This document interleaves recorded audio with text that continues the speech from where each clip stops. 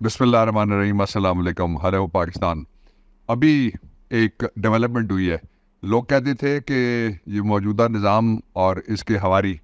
और इसके कर्मचारी और उसके साथ साथ इसके सरबराह और इसको लाने वाले और इनको बिठाने वाले वो 90 की दाई में जी रहे हैं। लेकिन आज साबित हो गया कि नहीं, 90 की दाई में नहीं जनाब, वो तो 70 की दाई में जी रहे हैं। 77 की दाई, 5 जुलाई के बाद की दाई और उससे पहले की दाई, वो एक जो 4 अप्रैल की भी दाई, ये वो अरसा था जब एक पहले पाकिस्तान के वन मैन वन वोट के ज़रिए से मुंतखब होने वाले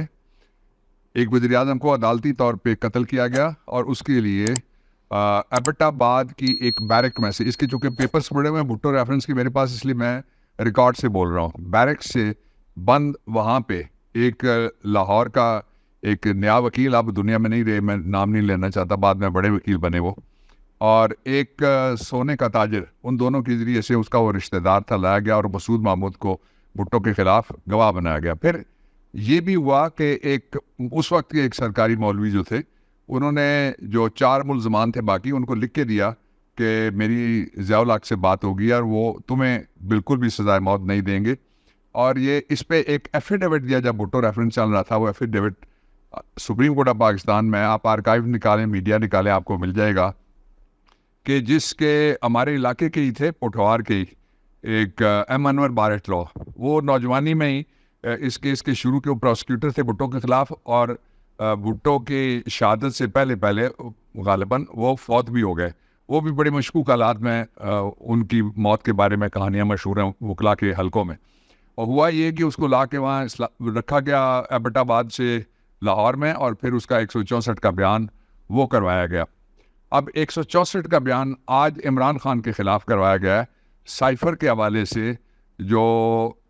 उनके secretary to the prime minister आदम खान थे, उसके हवाले से खबर आई है अभी तक, और एक 2 सहाफ़ियों ने वो शेयर भी कर दिया। इसलिए मैं उस पर आपको ताज़ा तरीन ये जो 164 का बयान है, उसके ऊपर मैं आपको अपना टेक देने लगा हूँ, जो कानूनी और आइनी पोजीशन है, और इसका क्या नतीजा हो सकता है ये भी मैं आपको बताने लगा, और इसके नतीजे में क्या इमरान खान को सज़ा हो सकती है या वो नाअहल हो सकते हैं, ये बातें भी मैं तीनों करूँगा। अब ज़रा पहली बात, सबसे पहले तो यह है कि पाकिस्तान में 164 की हिस्ट्री बड़ी गंदी है। एक मैंने आपको बताया कि मसूद महमूद था, और उसने कहा कि मुझे हुक्म दिया गया था कि जो मकतूल था उसको जाके कुछ लोग मार आए, और वो लफ्ज़ इस्तेमाल किए भुट्टो शहीद से जो मंसूब किए गए थे कि एलिमिनेट हिम, और वो उसको एलिमिनेट करने के लिए पार्टी से भी निकाला गया था जो बंदा था। और दूसरी इसकी कहानी यह है कि एक कमीशन बना था, और उस कमीशन की एक हाई कोर्ट के जज थे, और रिपोर्ट थी वो भी छुपाई गई है। उसके मुताबिक ये था कि ये जो मकतूल इस केस में भुट्टो को जिसमें सज़ा हुई है, वो मकतूल उस केस के जो थे एक नवाब साहब, वो नवाब साहब जो थे, वो जब आज़ादी का जो बेहतरीन और कम उम्र तरीन हीरो था, वो हमारे पंजाब, लंदा पंजाब का था, भगत सिंह, वो जहाँ जहाँ इंडिया में आप देखेंगे उनकी जितनी भी सरकारी दफातर और मंजिलों में जो लगी हुई है, जहाँ महात्मा गांधी की तस्वीर लगी है, साथ दूसरी तरफ वो यंग जो 24 साल की उम्र में सजाए मौत होकर फांसी भी झूल गया, लेकिन आज तक वो जिंदा है, उसको सज़ा देने के लिए एक शाह साहब थे, उनको कहा गया मैजिस्ट्रेट को कि आप कानून के मुताबिक नहीं दी गई सज़ा, उनको आधी रात से पहले सज़ा दे दी गई, तयशुदा वक्त से पहले सज़ा दे के फिर रावी के पास भगत सिंह के टुकड़े करने के लिए और उसके जो साथी थे उनके कोशिश की गई, और फिर वो उनकी समाधियाँ जली। कोई इस तरह की हिस्ट्री है, कॉम्प्लेक्स सी। उस पर मेरे कॉलम्स आप देख सकते हैं दुनिया न्यूज़ में छपे हुए भगत सिंह और उनके साथियों के हवाले से। अब ये पहला मैंने आपको बता दिया कि मसूद महमूद था जिसको खड़ा किया गया, लेकिन वो जो रिपोर्ट आई थी कमीशन की, उसमें यह था कि जो आज़ादी के मतवाले भगत सिंह के चाहने वाले हैं, उन्होंने ये हमला किया था, और शादमान लाहौर में हमला हुआ था, इसलिए कि जिसने जो चढ़दा पंजाब है उसमें जो एक ग्राउंड के अंदर से उन्होंने जलियांवाला बाग में मारे थे लोग, तो उसका बदला जाके एक उत्तम सिंह था, जिसका नाम जब 342 का स्टेटमेंट हुआ लंदन की अदालत में, तो उसने राम मोहम्मद सिंह अपना नाम बताया था, वो यानी सारे मज़हब के लोग वहाँ पे मारे गए थे। उस हवाले से जलियांवाला बाग मैसेकर का जो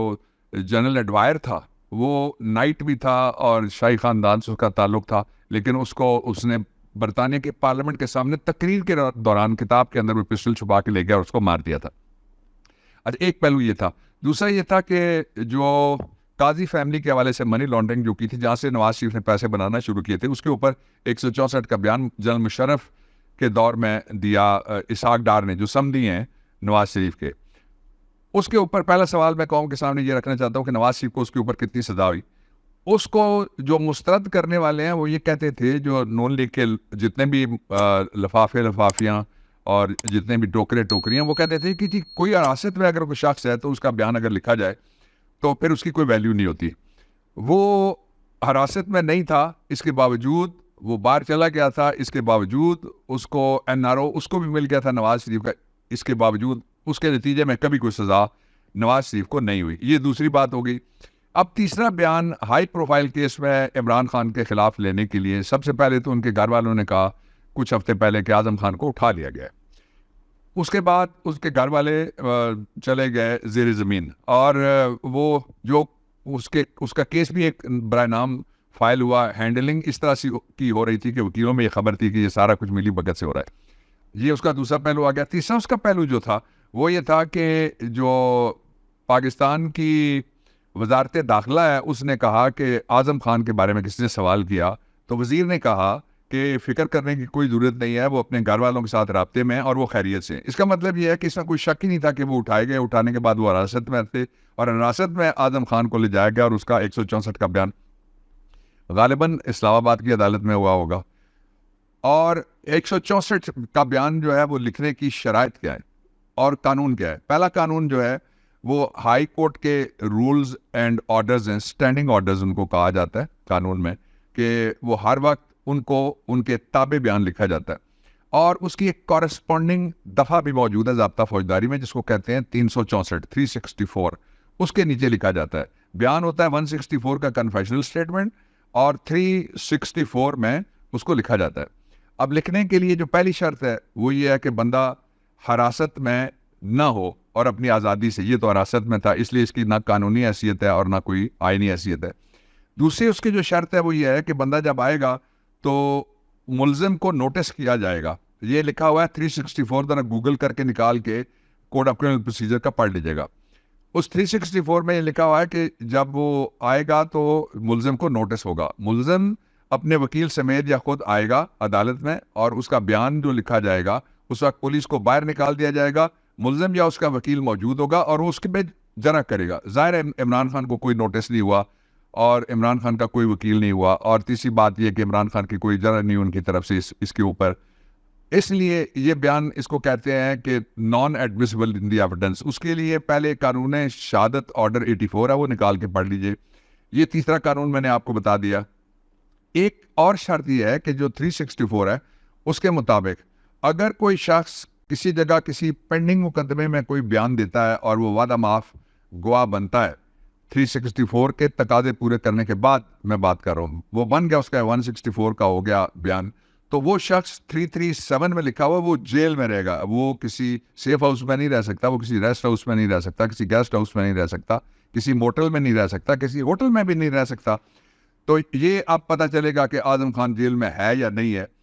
پھر اس سے اگلی بات یہ ہے جو بڑی خطرناک بات ہے, میں تیسری بات پہ چلا گیا, بڑی خطرناک بات ہے, وہ یہ ہے کہ جو ہی یہ سائفر آیا تھا تو اس کو ڈی سائفر کرنے کے لیے ابھی وہ لوگ زندہ ہیں, ابھی ریکارڈنگ بھی موجود ہے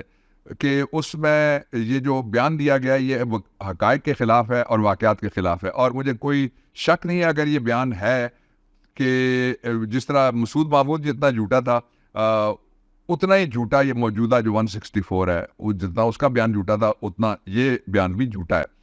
اب اس کا جو بہت خوفناک پہلو ہے وہ میں آپ کے سامنے رکھتا ہوں. یہ سائفر جب آیا تو پاکستان کے جو سفیر تھے انہوں نے یہ سائفر پیش کیا. سائفر کو تو سارے تسلیم کرتے ہیں. اگر سائفر آیا اور سفیر نے اس کو انکار کر دیا ہوتا کہ میرے ساتھ یہ گفتگو نہیں ہوئی اور یہ سائفر میرا نہیں ہے, تو پھر تو کوئی بات بن سکتی تھی. سائفر آ گیا پاکستان کے اندر. جب سائفر پاکستان کے اندر آیا تو اس کا ایک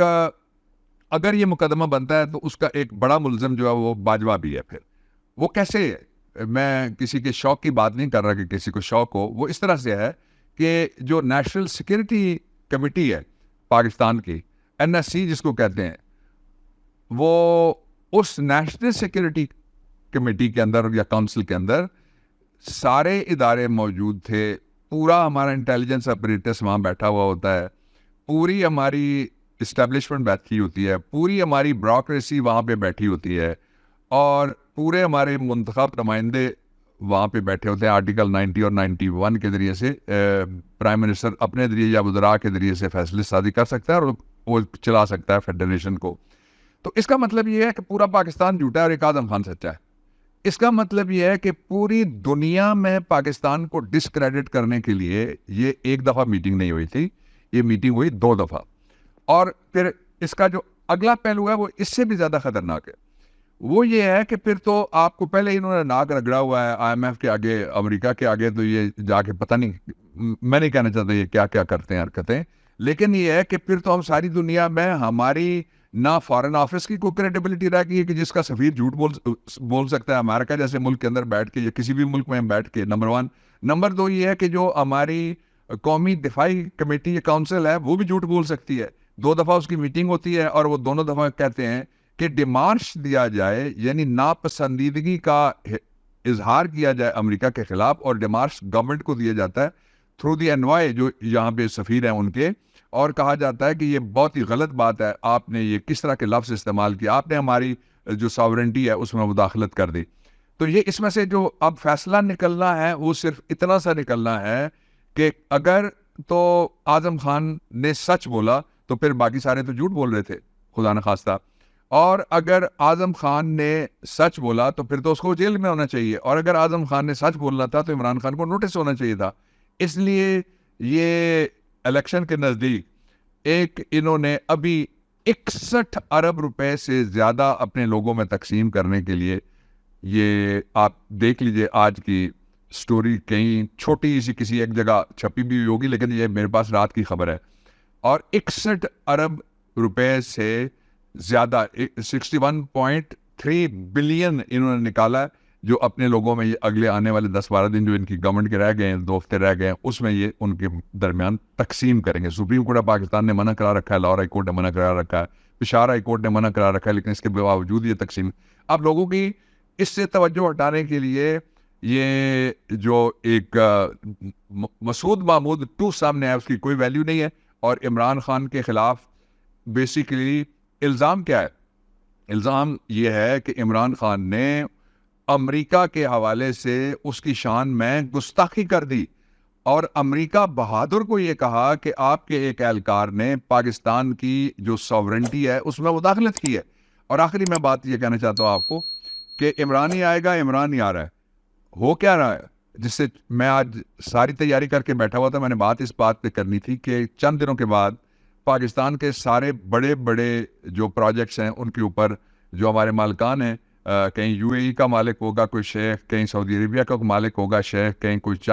مسٹر چین ہوگا یا کون ہوں گے، وہ چائنا والا ہوگا، وہ بیٹھا ہوا ہوگا، اور کسی اور ملک کا بھی ہوگا، اس لیے کہ سارے ادارے لوٹ سیل میں بیچ دیے گئے. پاکستان جو منی لانڈرنگ کی جنت بنا دیا گیا، اس میں ایک شخص، اکیلا شخص جو کربلائے عصر، اس زمانے کی چھوٹی کربلا کے درمیان کھڑا ہوا ہے، اس کو گرانے کے لیے اشارہ کیا جا رہا ہے. اس کو اللہ تعالیٰ کامیاب نہیں ہونے دیں گے. یہی یہ عشرہ محرم ہے، اس کا سبق ہے، اور یہی شہدائے کربلا کی قربانی کا بھی سبق ہے. کل پھر بات کروں گا. پاکستان پائندہ باد.